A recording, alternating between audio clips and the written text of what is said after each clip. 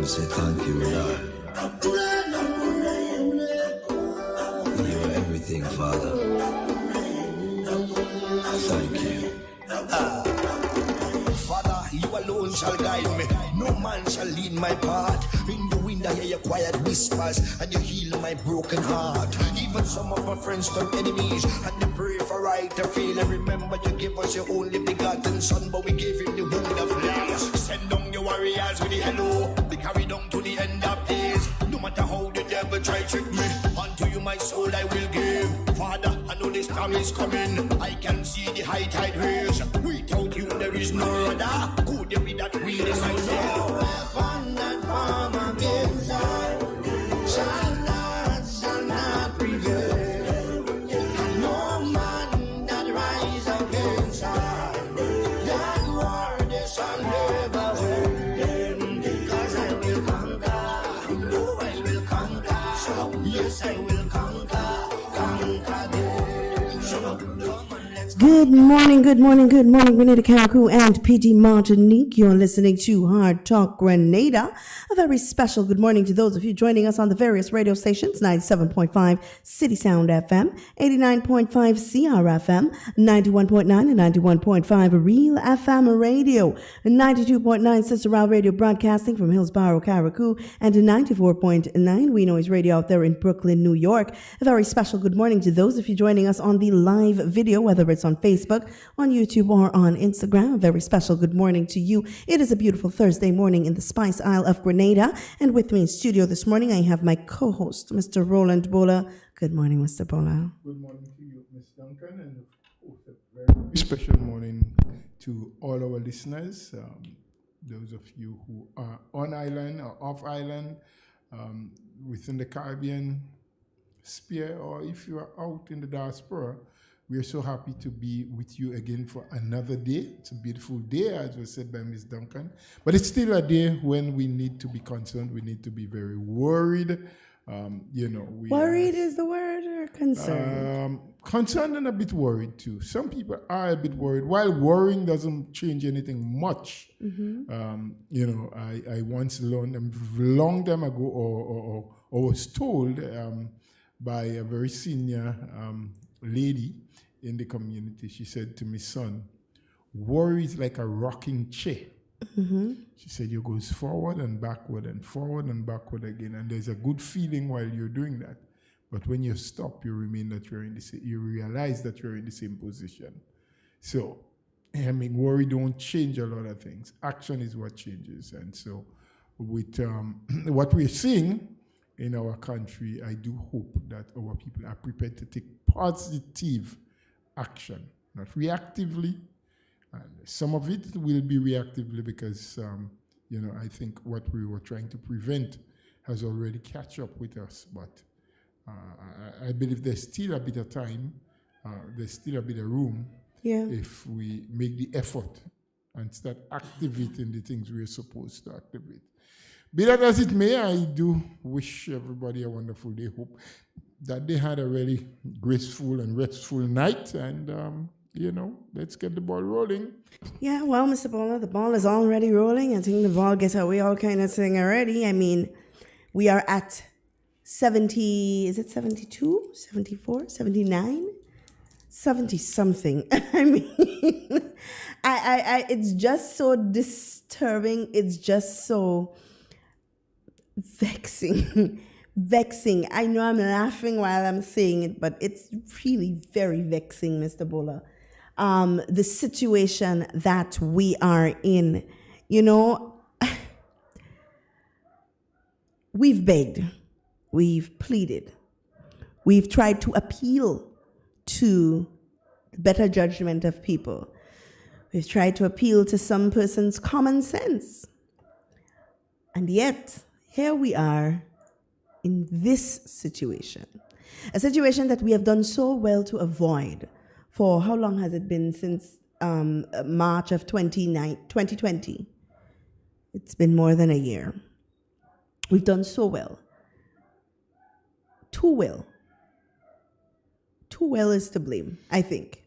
Well, we can blame it on how well we did, but I don't know that we did too well. Too well is to blame.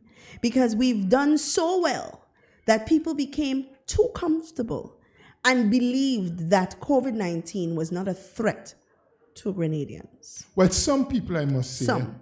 because I don't think it's all people in Grenada, because there's some people who did what they had to do and continue to do so, and we say all praise and glory to these people. They went out, they got vaccinated, they encouraged their friends and family so to do, and continue to plead with people, which is what we can do. The government must be given high praises for the way in which they have handled things. They have done their best. They have kept our ports, our legal ports of entry as safe as possible by making sure that people are tested on arrival, that they get quarantined. They have approved areas for quarantine. They have been, by and large, over the period which we are looking at, one or two little slip-ups, but not any major thing that we can level blame on them. And we have to give kudos to the Prime Minister, the Minister of Health, the Ministry of Health, the frontline workers, the people and the advisory committee who consistently have been looking and reviewing and, making changes to the protocol. Because as we have said before, and we continue to see, COVID-19 is a very fluid thing. Whatever you see today or you observe today, by tomorrow, in 48 hours, in 24 hours can change, in 36 hours can change. And you may need different protocols to be put in place. And so the advisory committee has been consistent. They have been on their feet, on their toes for well over a year and a half now. And so we give credit to them. However, we cannot say the exact same thing about every single Grenadian. Yeah. While there are some people who have done well, there are some among us who have been fully vaccinated, there are still many of us that are vaccine hesitant. Yeah. And more than that, there are some of us who have downright disregarded the call to be vaccinated, as we know it now as the only means of helping us to better fight this virus. And not just downright refuse, but have been printing and sharing all sort of conspiracy, all sort of theories, all sort of things that will, disturb the minds of others and cause them not to be willing to get themselves vaccinated. And so a combination of all of those things, plus those of us who fail to follow the protocols, who feel that there's no need for us to, who thinks that we are superhumans and that nothing like COVID could affect us. As a matter of fact, whether they are convinced or not, or they're just wanting to put on a show in public, there are people who are downright saying there's nothing called COVID. I had a gentleman as late as Tuesday of this week told me that there's nothing called COVID, that administrators and government and medical personnel are just trying to frighten people. But there's nothing like that. That does not exist. And I mean, it's shocking up until this time, this day, this present moment, that you may have people who feel that way. And I still said who probably wants to give a public show, because I cannot in my mind get to the place where I can comprehend why, with all of what is happening, with all of the coverage, with all of the news, all of the media attention given in different parts of the world, not just in Grenada, but all around the world. Look at what is happening in Bahamas at this moment. I mean, there are videos and you hear doctors speak. You think, look at what is happening in Guadeloupe. Look at what happened in India a couple months ago, where almost the entire population came down with. So it is difficult for me to comprehend that there's still human beings that will say and that will utter publicly and denounce and argue the fact that there's nothing called COVID. So the situation facing us, we may want to analyze it and say, well, it's just a few people who just stubborn. I believe it is more than that. I believe it is more difficult than that. Because if I say that government and Ministry of Health and other people involved with fighting this virus has done all that can be done, I don't think I would want to make that statement. I think they have done quite a lot. There's always room for more to be done, for better to be done, for improvements in what you have done before to take place. But I give a high rating and a high mark to the people involved.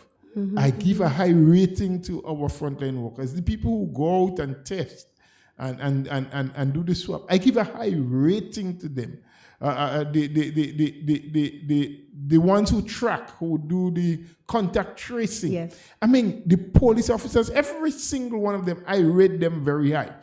They may not get an excellent, but I think they get a very good in my book for doing a great job. Great job.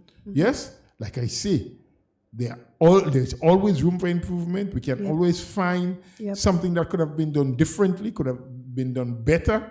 But we also have to remember that we are dealing with a virus. We are dealing with a pandemic that very few people alive today, if at all there is, had ever lived through a period like that before, because the last pandemic was over 100 years ago.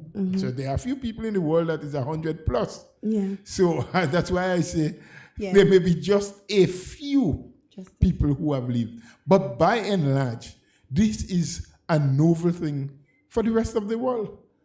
7.7 or 7.8 billion people, most among them, 99.9% of us, have never lived through a pandemic before. Yeah. So it's a learning process. It's about trial and error.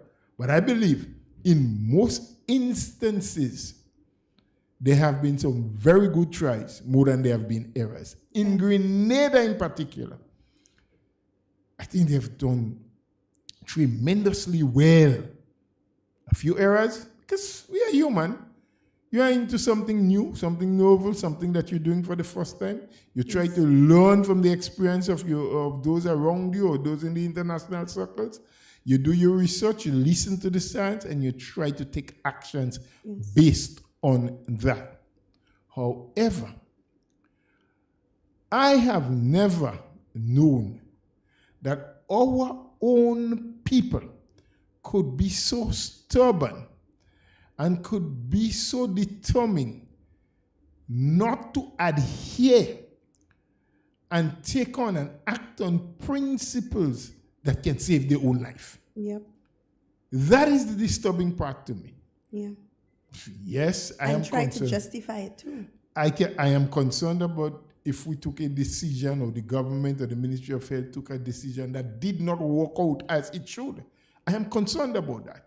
Yeah. I'm concerned about anyone who gets sick or probably lose their life as a result of a mishap or the utilization of information in the wrong way or something like that. I am concerned about that and would be very worried about that. Right. But I am totally disturbed about the fact that there are some among us who are so determined not to follow the principles and protocols laid down that we know for a fact will save our lives. Will save our lives. Yeah. And we try to justify why. Mm-hmm. I am totally disturbed by our people being told that a law had been put in place and asked that we do not have carnival-like activity, that the issue of carnival was postponed, that the parliament of this country, which is the highest decision-making body of this land, went and put the law in place to say that we should not. And we still broke that law. But you know what is even worse? There are those who are now praising people for doing that and saying, bold enough to print it on the newspaper, that this is what we can achieve when people unite and decide not to follow the rules of the authority. But what are we reaping now as a result? Yeah. There are many people who are in tears. They are frightened. They are shaking. Youngsters, people who have not experienced the greater part of their life yet, still in their teenage ages, wondering, what did I do? And those who were enabling them and pushing them, where are they now? Those who were overseas, those in the diaspora, that was plastering all over the internet, all over Facebook and every other means that they could find, and saying to people, don't bother with the government. Jab must play. Where are they now? Where are their voices? Where are the lending hand? Where is the helping hand for those who are falling ill to the sickness? To come forward now and say, this is what I can give you to assist you. This is the alternative I have to the vaccine that they're asking you to take. This is a tablet. This is the medication that you can take that will surely take care of that illness that you have. This is what is going to stop the pain and suffering that you're going through. Here is an envelope because you have not been able to work for the last 15 days because you have to isolate yourself, but you still have your family to feed. You still have your bills to pay. This is the check that I have prepared for you because you stood with me united to disobey the regulations and the rules. That is why we say we have to think sometimes as a people. We may not be happy with certain conditions or certain things that are put in place, but we must first try to understand the reason why it was done. Then we react. Not react and then think. Not allowing our emotions to take control. And after our emotions lead us to do all sorts of foolishness, then we allow our intellect to ask, why did I do that? Let us, at all times, allow our intellect to take precedence. Allow our intellect to guide us. Allow our intellect to cause us to do the correct thing. And I am not saying that you have to be a supporter of the New National Party. I am not saying that you have to love Dr. Mitchell or Minister Steele as Minister of Health. But you ought to understand that we are living in critical times, times that we have never lived through before, that we are traveling on waters that we have never traveled through before. And hence, we do not have all the knowledge. But there are some people who are better skilled than we are, who understands to a great extent what we should and shouldn't do. And they try to guide us. Why aren't we taking the guidance that are being given to us? Why we want to be so determined to do our own things? We should ask ourselves that question. And we should ask ourselves also, why is it that only one set of people, a particular set of people, with a certain political agenda and will, are encouraging us to do the opposite to what the authorities are asking us to do? Now, having made that point, I have to put in the disclaimer. It is your right as a Grenadian citizen or a Commonwealth citizen who may be residing in Grenada, when the time for an election comes, for you to vote whichever party you chooses to. My hope is that you will choose NNP, because I still believe firmly that even with its faults and its blemishes, NNP is still the best choice and chance for Grenadians to survive and get through this pandemic and continue to build economically, socially, and otherwise. That's my belief. But you have a right to choice. And when that time comes, you must choose. But at this present time, you must choose life over anything else. Because that is what should be most important for you.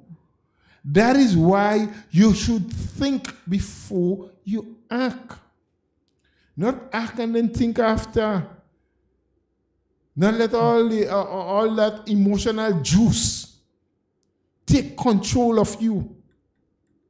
And then you say, oh God, what did I just do? Oh God, look, my friend gets sick and I was present and I may get sick too. Oh God, I didn't take the vaccine and you mean I will die? Think those things over before. Because if you preserve your life, you will have time to do all of that. You could play jab for the next 20 years. Granny does play jab if she wish to. So you may have even more than 20 years. Yeah. Probably the 20 years is for me. I am middle-aged, you know. You doesn't play no jab. I used to. You know? And they tell me spell nutmeg and I have my big book and I say a little bit of black, a little bit of red. Yeah. I can't tell you the rest on how you spell nutmeg. But, you know, those were the days. And I have no qualms with job. You know. I'm not against it. You know. I am not against it.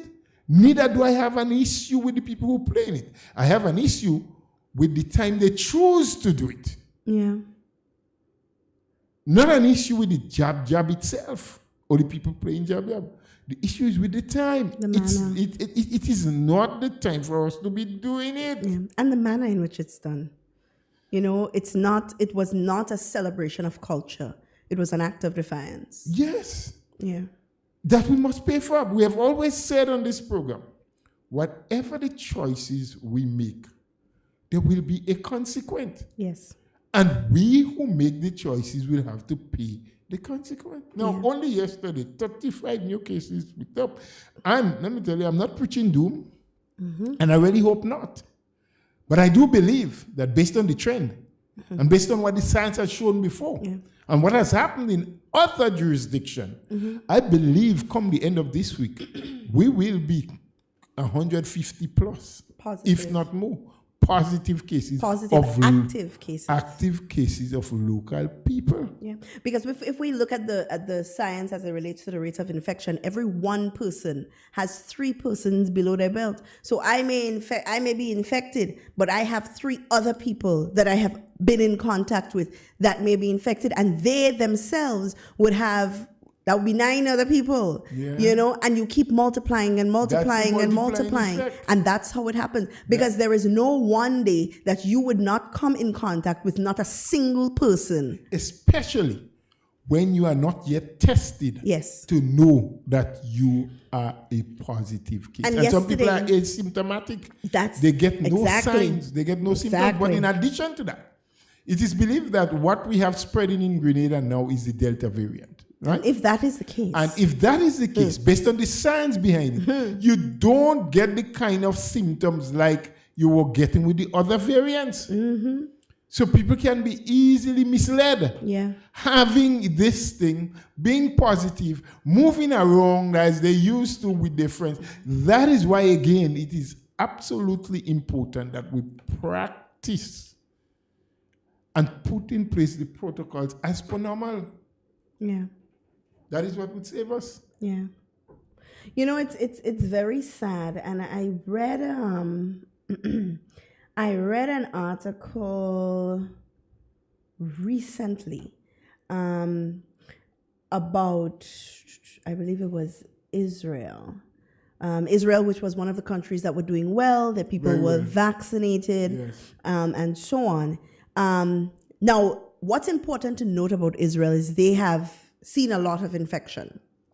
However, the rate of infection that they have been having, they're seeing more amongst the unvaccinated population. Now, mind you, some of the vaccinated population have been infected, and as they said, that is definitely a possibility. But the hospitalization that they are seeing is coming from the non-vaccinated population. And not only is it coming from the vaccinated population, but I just want to find that piece of the article that speaks to the people who are being, the people who are being infected.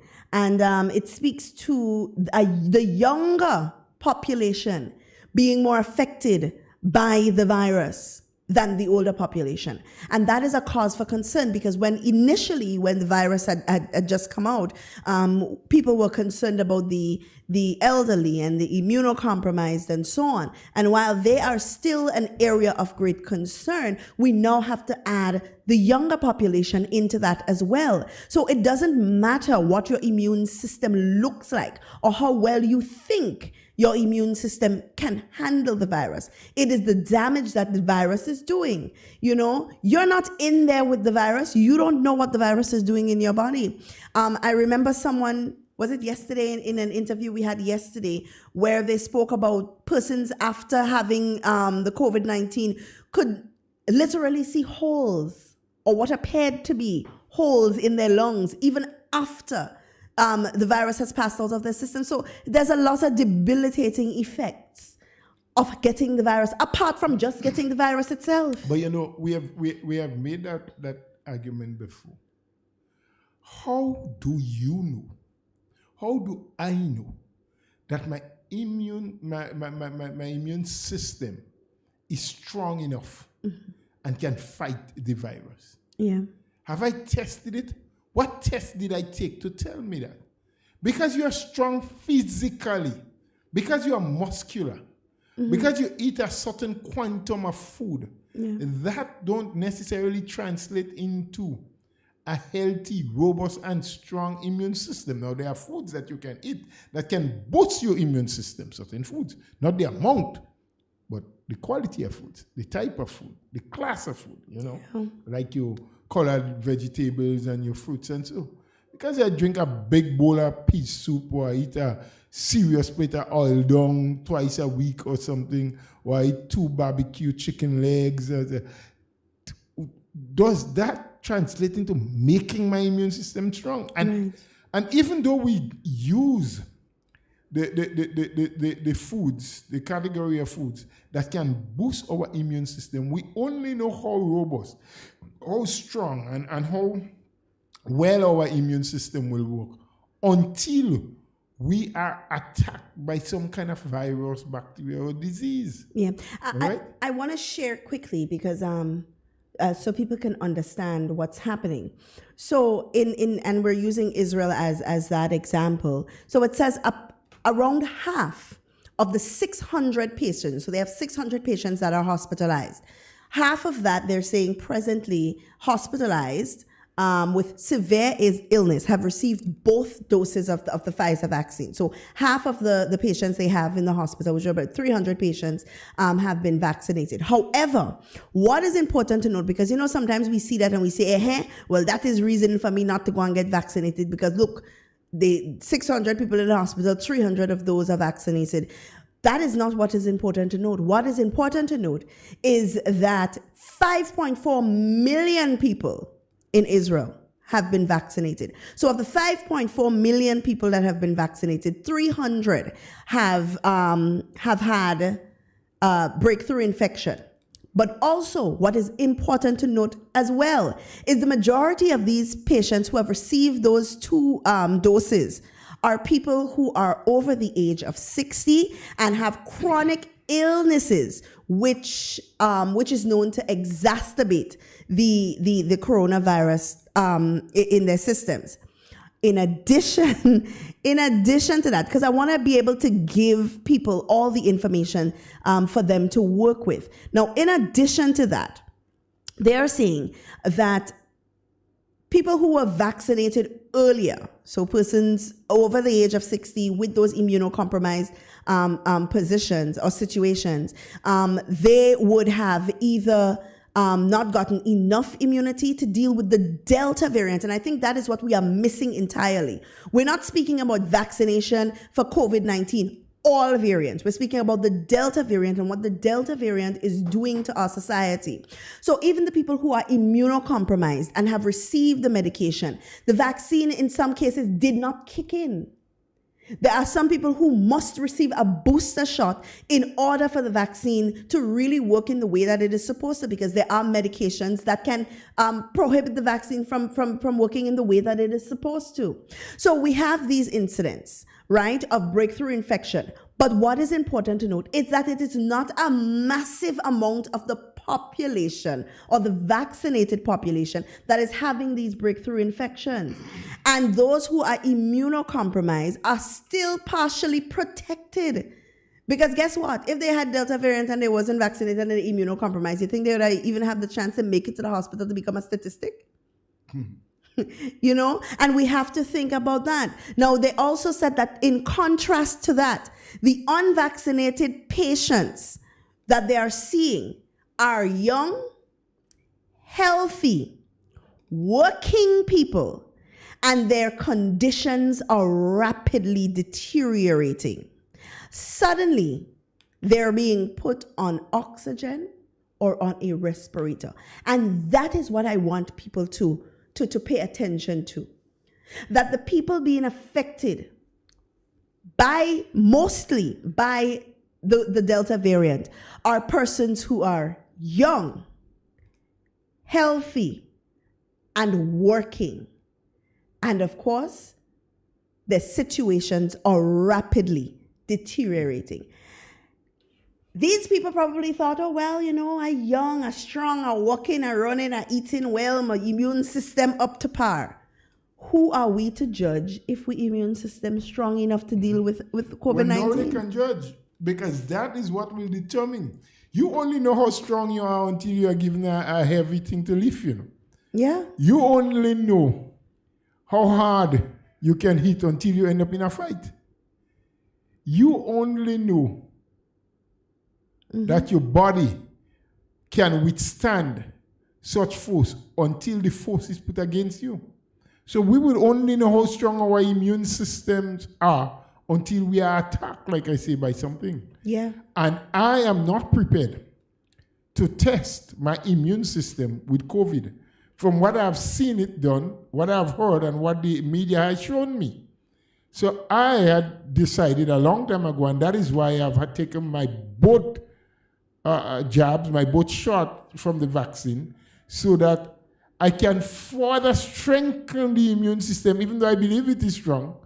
So should I contract the COVID, I know I am in a better position. And if they say to me now, because it's like 3 or 4 months now since I have had my both shots, maybe 3 months. If they say, well, look, after 6 months or 8 months, you need to take a booster shot to make sure that you are going well, I will go and take it again. Because my chances of surviving, of not getting critically ill and being hospitalized is greater when I take the vaccine than if I did not. If you did not. Yeah. And that is important, because some people want to make the argument that you take the vaccine and not you will still catch COVID. Right. Yes, it is true. But you stand a far better chance. Hundreds of % of the time you stand a better chance. You have a leg in the fight. You have a leg in the fight. You are more equipped. Yeah. You don't just have a gun, but you have a gun with bullets. Yeah. So you can fight, you can protect and defend yourself. When you don't take the vaccine, you're like a person being attacked by fierce dogs and you don't even have a stick in your hand. Yeah. I want to have something to help me defend myself. And that is what the vaccine does for us. And that's why I want to encourage people. You hear a lot of talk. You hear a lot of things. Oh, you go take away your manhood. Some of you don't even have man, much less do a hood. What you talking about, take away manhood? Huh? And ladies, I can make a baby. You don't have enough food for you to eat for yourself. And that doesn't mean that people should not procreate and reproduce. We were placed here for that reason. Yeah. And we should. But you have to prepare for it. Now, when you don't take the vaccine because it might prevent you from having a child, as you say, and there's no scientific proof for that, that is, part of the conspiracy theory. But you get the COVID and you're dead. How are you going to make a child? You're dead. The COVID kill you. You're going to make a child in the grave? Yeah. So let's be smart with what we're saying. Yeah. As a young lady told me one time, they said they make that thing to kill black people. I said, but come on, they make it to kill black people, and the continent that has the most black people suffering the most from getting it. Ask me. Africa, they're begging, we want vaccines. But they make it to kill black people. I mean, let us think sometimes of the things that we're saying. Let us get proof. Oh, all sorts of things. I don't even want to repeat some of the things because they sound so dumb and foolish that repeating them is just helping to spread, that foolishness. Let us understand that we're doing ourselves a good. We're protecting ourselves by boosting our immune system when we take the vaccine. We're protecting our families. When we encourage them, we take it and they take it, our friends. We are ensuring that we continue to have a job because, as we've said before, the vaccine is not only for medical purposes. It is also for social and economic purpose. Because the more of us that get sick, the less we are able to get the economy going. Well, Mr. Bola, we don't have call-in features as yet, but there is someone on the line here on my cell phone, and we're going to try to improvise because they're trying to share something very important with us. So we're going to give them an opportunity. Good morning, Kevil. Good morning, Ms. Duncan. Well, good morning to you, Kevin. I want to hear you go tell me good morning too. Good morning, Mr. Bola. Well, I get a good morning. Long time didn't hear your voice, brother. Well, I mean, on this program, I've heard you on, what's that program you have? The Next Chapter? The Next Chapter. Yes. See, well, there he goes. What is the next chapter, Kevin? Well, as you see, the next chapter concept is that every minute of your life could be the beginning or the ending of the chapter because you could die. Yes. Or you can, and it all ties into the point that you were just making, you and Ms. Duncan. Even so, the next chapter of your life could be that you could either survive or catch COVID. So the running theme for the next chapter is knowing what matters most. Yes. And in this case, I would think that what should matter most for most people now is the preservation of life. Mm-hmm. But I am calling in to let people know that our sites are up and running. That even though we have vaccines available at the stadium today. We are at Grenville bus terminus today. We will be there for the entire day. We are going to wrap up the bus terminus by about 5 o'clock. We are at St. David's Police Station up until just after 12. And we are at Cafe Junction from 1 p.m. to 5 p.m. later today. Mm-hmm. Tomorrow, to the Lord, Friday the 27th, 8:30 to 12, we are going to be at St. Patrick in Satell's bus terminal. Mm-hmm. And between 12 and 6 p.m., we are going to be at the Iceland Mall car park. And from 1 p.m. to 5 p.m., Tivoli Pasture. Tivoli Pasture. So, yeah, that's in the junction, right? Yeah, yes, and I just wanted to repeat it because that's my neck of the woods. So, well, good. So we are going to be there tomorrow, please the Lord. Likewise, Mr. Bola, if all goes well, on Monday I may have someone who recently contracted COVID on the next chapter to share their experience. We are just working out the logistics. I have to make sure that the individual is properly cleared because I don't want to contract, neither do I want to expose any one of my colleagues to it. So that's really it. But I want your listening audience to note that at present we have 2 of our staff members who are positive with COVID. Wow. And we have another who is awaiting PCR confirmation. So it just tells you that it's no respecter of persons, no respecter of position, race, political affiliation, and regardless to your belief.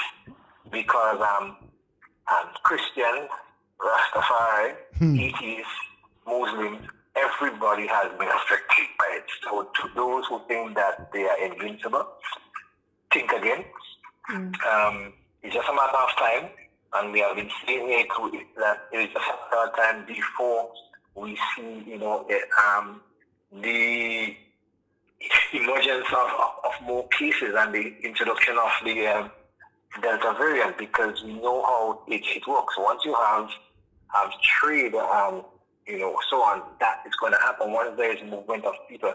Yeah. And the minister made a very valid point when he said that people are talking about closing our borders. now that something happened in August, but our borders were open way before Carnival and so on. So, persons need to actually take responsibility for the inaction and the action. Yeah. But it is what it is. The situation can only get better if everyone play their part. If everyone, make that right choice right now and get vaccinated. Not so much surprising me, but I must add here that prior to the introduction of the Pfizer vaccine, we hear some of the same naysayers now saying, well, the government don't give us a choice. Why didn't they give us a choice of vaccine? Now, the government listened to you, and Pfizer is here, and there is another spin now. So it's like we keep shifting the goalpost to our own interest, but it's not going to procrastinating and blaming, also politicizing, this whole issue. It's not doing anyone any good. We are hoping, Ms. Duncan, that our cases can peak rather than peak, because if the curve is not flattened, remember, we are dealing with human beings here. Our staff, we are burned out, right? Right. I am working all hours past 12 and thing in the morning, because we have to be preparing for the following day. I still have my full schedule here from 8 and 4 to work with, and when I go home, I have to, still, do a couple of things. Sometimes they're on doing contact tracing, transporting of vaccines and all of that stuff. And I am tired. I am really, really both physically and mentally tired. I am not a robot. At some point in time, I am going to actually give up. And, whereas we have staff members already who are, positive, and, just think of it now, the mental stress that they too are under, because they think, look, I have given off so much. I was trying to actually prevent this from happening, and a few people took it, jokingly, and now I am paying the price for that. Now they may not even be thinking about returning to work, in a hurry, and then they have the family and things who are also worried about that. So, we have to deal with that level of frustration, and also deal with that level of frustration from the public, So, it's not an easy road, as Buju Banton said. We have a lot of contact tracing doing, people in quarantine, and everybody's calling, so, I just wish that, people would really and truly, play their part, step up and, do what's right, because we are all in this together, and it's not going to get better if we just, keep ignoring and, doing what we feel that we want to do. Yeah. Wow. Well, it's a really sad situation. I can hear it even in your voice, and we were just saying moments ago that, it's been a year and a half plus that the frontline people have been going at it, and I can only understand the stress, the problem, the pressure, and sometimes you get a little relief morally if you see people making an effort, because you put in 100% plus into what you're doing for their own safety and security, and if they are doing something to help, it gives you a little relief. But when they are downright ignoring every single thing that you put to them for their own safety and for their own survival and that of their family and their offspring, it really helps to put the pressure and load the pressure on you even more.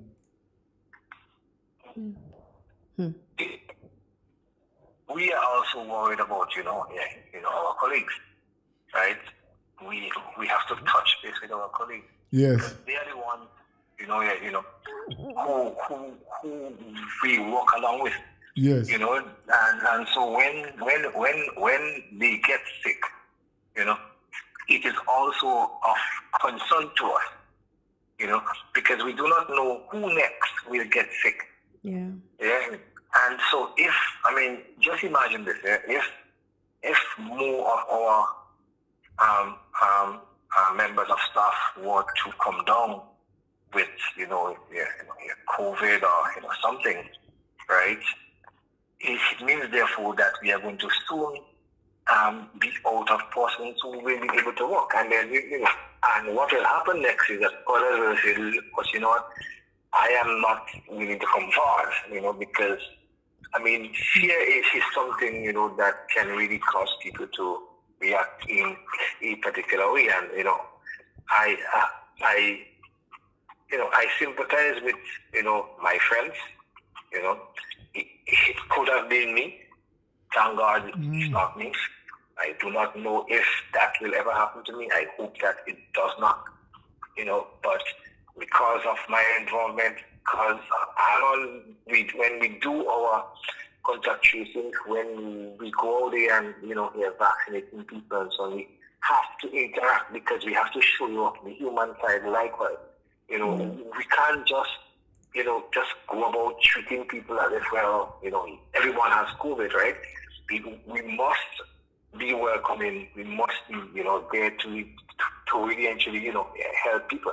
But like I said, Mr. Bola and Ms. Duncan, it's a lot. And, we're doing this, but the people out there who are not following protocols, they don't understand the risk that they are exposing us to. And when we are exposed, our family, are exposed. Our people on the think about it. Now I drive. Thank God I drive. So I drive home. But what if, I was to act like, some irresponsible person and, I get COVID and I realize, okay, you know what? Just as how Peter is playing football now, where everyone has to endure this, unnecessary, what it is, curfew and all of that headache. What if I say, okay, you know what, Peter will play football and I have positive or was exposed and not tell me, go home and I take a bus? That is going to be irresponsible. Yeah. But the ordinary people out there don't see that, because they still think that, we are lying. And I want to say this. I'm saying this personally now. I'm not in my capacity as the communications officer for it. There are quite too many idiots on social media. I agree. And there are quite too many idiots calling into certain radio stations. That's my personal view. That is not the view of the ministry. Mm-hmm. I have a personal view and I'm sharing my view. And I'm saying this sincerely because I have a mother who is in her 60s. Yeah? And luckily I was able to speak to her and she listened. Because she was so bombarded with that level of nonsense. Yeah, that if I didn't intervene and get her to take the vaccine, I sincerely believe that because she interacts so much with people, everybody call her auntie and everybody want to come home. I had to actually tell her, listen, that has to come. We can't be here just letting everybody just come home and take. That can't happen again. If you're vaccinated, I will work with that. But if you're not, you have to really keep your distance. Yeah. Because I could bring COVID home. Yeah? But you hear people calling and dissuading people out there. And my thing is that keep your views to yourself. If you don't want to take it, that is up to you. But do not, try and get into people's mind, the unsuspecting ones, and get them to make the wrong choice. And at the end of the day, right? When that person is sick, you don't really care because you can't go and visit them because visiting is not allowed. Yeah. Yeah. Two, it's only the next of kin that will be able to get status updates. Mm-hmm. Yeah.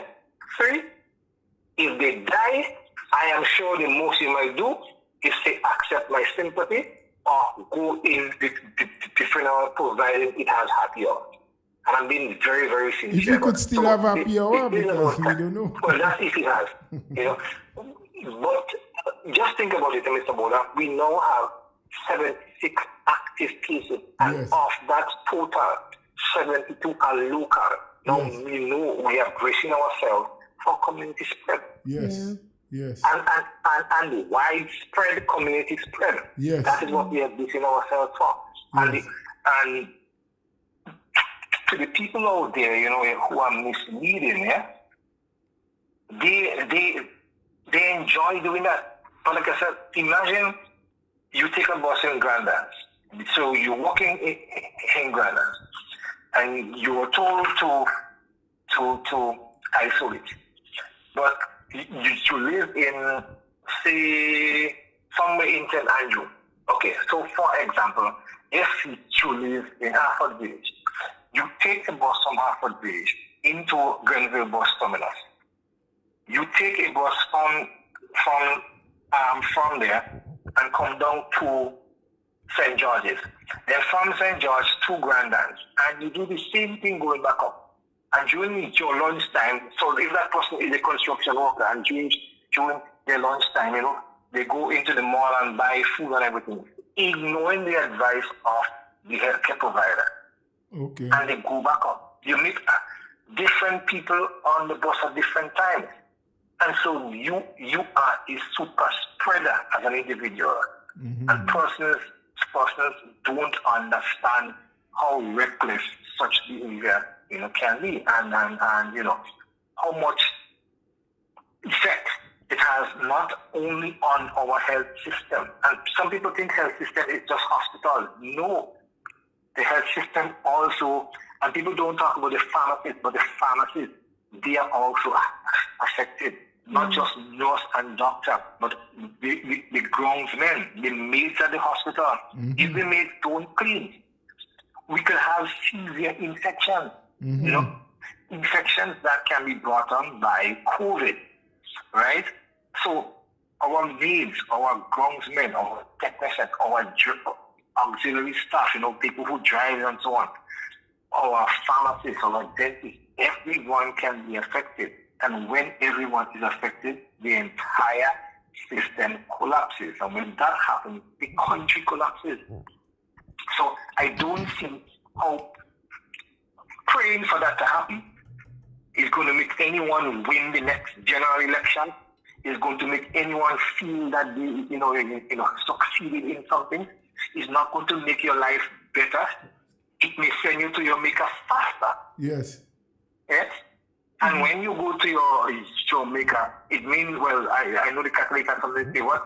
You have to be in some place before your judgment. So you might be there waiting for a long time. The Catholic people say you have to be in purgatory. That's what they call it. Oh, that's right, Mr. Boy. So you might be in purgatory waiting for long, So enjoy life, because life was meant to be enjoyed. Yes. Do something positive with your life, instead of you going out there and carelessly, just spreading this thing as if, like somebody saying you go and get it. No one sent you to get it.